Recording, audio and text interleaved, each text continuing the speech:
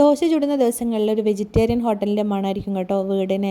ആ ഉഴുന്നിൻ്റെതും നെയ്യിൻ്റെതും ചമ്മന്തിൻ്റെ ഒക്കെ ഉള്ളൊരു മണം ഉണ്ടല്ലോ. അപ്പോൾ സാൻവി മോൾക്ക് ചായ കൊടുത്ത് സാൻവി മോൾ ഓട്ടോ അങ്കിളിനെയും കാത്ത് നിൽക്കുന്നുണ്ട്.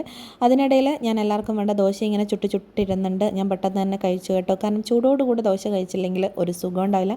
ലാലോട്ട് എന്താ ബേക്കുന്ന പല്ലും തേച്ച് പോകുന്നുണ്ട്. അതിനുശേഷമാണ് ഇന്ന് ബെഡ്ഷീറ്റൊക്കെ വൃത്തിയാക്കാൻ പോയത്. കാരണം വസ്കുട്ടൻ അതുവരെ ഉറങ്ങുന്നതായിരുന്നു. അപ്പോഴത്തേക്കും ലാലോട്ടൻ്റെ ഫുഡൊക്കെ കഴിഞ്ഞ് ലാലോട്ടൻ പോകാൻ നോക്കുന്നുണ്ട്. അപ്പോൾ ഞങ്ങൾക്ക് ഇന്നൊരു സ്ഥലം വരെ പോകാനുണ്ട്, അമ്മേൻ്റെ ഒരു റിലേറ്റീവിൻ്റെ വീട്ടിൽ. അപ്പോൾ ഞാൻ വേഗം വസ്കൂട്ടനെ എണീപ്പിച്ച് മേലൊക്കെ കഴുകി കൊടുത്ത് ഫുഡും കൊടുത്ത് ആളെ ഡ്രസ്സ് ചെയ്ത് കൊടുക്കുന്നതാണ് കേട്ടോ. ആളിപ്പം നല്ല കുട്ടിയായിട്ട് മാറ്റാനൊക്കെ ഇങ്ങനെ നിന്ന് തരും. പക്ഷെ മുടി വാരുന്നത് മാത്രം ആൾക്ക് അത്ര അങ്ങോട്ട് ഇഷ്ടമല്ലേ.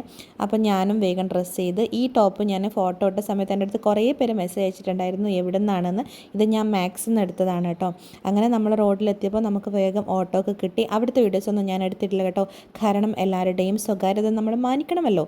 അപ്പോൾ ശരി, ബൈ.